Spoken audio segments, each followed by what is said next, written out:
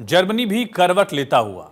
करीब एक हफ्ते पहले जर्मनी के पश्चिमी शहर जुलिंगन में एक स्थानीय उत्सव के दौरान कई लोगों को चाकूबाजी का शिकार बनाए जाने से देश में हंगामा मचा था। इस घटना में 3 लोग मारे गए। कथित अपराधी एक सीरियाई था जो जर्मनी में शरण लेना चाह रहा था। उसे कई महीने पहले जर्मनी से निर्वासित कर दिया जाना चाहिए था। अभियोजक इस घटना को इस्लामिक उग्रवाद से जोड़ रहे हैं।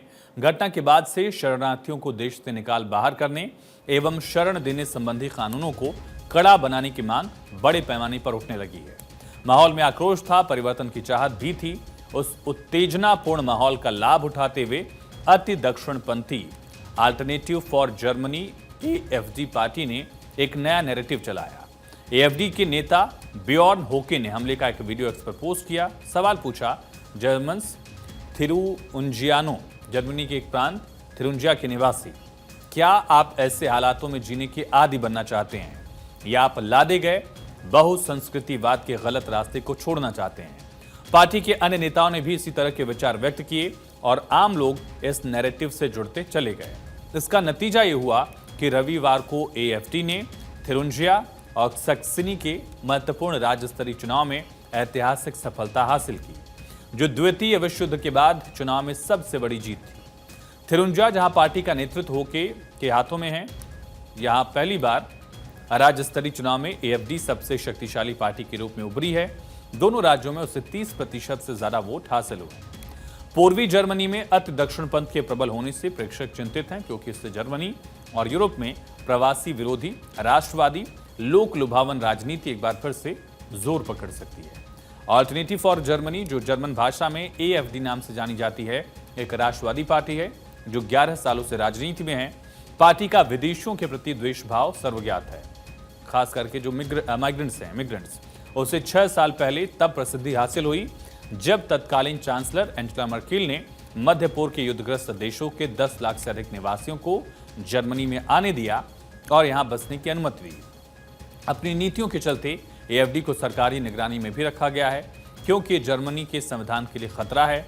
इसके बावजूद पार्टी ने इन चुनाव में सर्वाधिक सीटें हासिल की। जुलिंगन में हुई चाकूबाजी की घटना के बाद जनता में होके के अति दक्षिणपंथी अप्रवासी विरोधी विचारों की स्वीकारता बढ़ गई है, इस हद तक कि प्रमुख राजनीतिक दल भी AfD के नैरेटिव को खारिज करने की बजाय उसका समर्थन कर रहे हैं। चांसलर स्कॉल्स ने अपनी प्रतिक्रिया व्यक्त की, इस बात पर जोर दिया कि अवैध प्रवासियों पर लगाम कसी जानी चाहिए। शरण लेने के इच्छुक ऐसे लोग जिनके अनुरोध अस्वीकार किए गए, उनके तत्काल निर्वासन पर जोर दिया जा रहा है। डेस्पिकर, जिसका अर्थ होता है आईना, इसको दिए गए एक साक्षात्कार में स्कोल्स ने कहा, हमें तय करने का अधिकार है कि हम किसे आने दें और किसे नहीं आने दें। एक अन्य साक्षात्कार के दौरान जब स्कॉल्स से अरब बैकग्राउंड के, अरब पृष्ठभूमि के लोगों के इजराइल के प्रति नफरत और यहूदी विरोधी रवैये के बारे में पूछा गया, तो उनका जवाब था, हमें बहुत बड़े पैमाने पर निर्वासन की कार्यवाही करनी चाहिए। AfD के अलावा सस्ती लोकप्रियता हासिल करने में जुटी एक और पार्टी भी मैदान में है, जिसने अपने गठन के केवल 8 महीनों बाद चुनाव में अच्छी खासी कामयाबी हासिल की। सारा वागनकनखेक अलायंस VSW एक वाम रूढ़िवादी पार्टी है, जिसे जनवरी में वागनखेन नाम की पूर्वी जर्मनी की एक पूर्व कम्युनिस्ट द्वारा स्थापित किया गया था, जिससे अन्य वाम दलों से नाता तोड़ लिया था। ये एक अति वामपंथी दल है। इसने चुनाव में दोनों राज्यों में तीसरा स्थान हासिल किया। AfD की तरह VSW भी जर्मनी में कड़ी आप्रवासन नीति की पक्षधर है और यूक्रेन का साथ देने का विरोध करती है।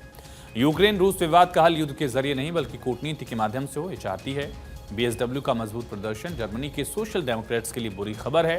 चांसलर ओलाफ स्कोल्स भी इसी पार्टी में हैं और इस बात का खतरा है कि पार्टी के और बहुत से वामपंथी मतदाता उनसे दूर हो जाएं। सस्ती लोकप्रियता हासिल करने में जुटी इन पार्टियों का मजबूत प्रदर्शन केंद्रीय सरकार के लिए एक बड़ा झटका है। राष्ट्रीय सरकार में शामिल तीनों दल, social democratic party, green party, libertarian free democratic party, इन तीनों को राज्य स्तरीय चुनाव में काफी नुकसान हुआ। इससे साफ है कि ये पार्टियां और उसके नेता न केवल पूर्वी जर्मनी में अलोकप्रिय हो गए हैं, बल्कि कमोबेश पूरे देश में यही स्थिति है। यह स्पष्ट है, अगले राष्ट्रीय चुनाव में देश दक्षिण पंथ की ओर करवट लेगा।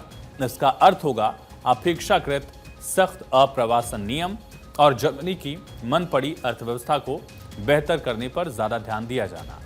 यही रुझान यूरोप के अन्य देशों में भी नजर आ रहा है, जैसे फ्रांस में, जहां एक दक्षिणपंथी दल के मजबूत प्रदर्शन के चलते अभी तक नई सरकार का गठन नहीं हो सका है।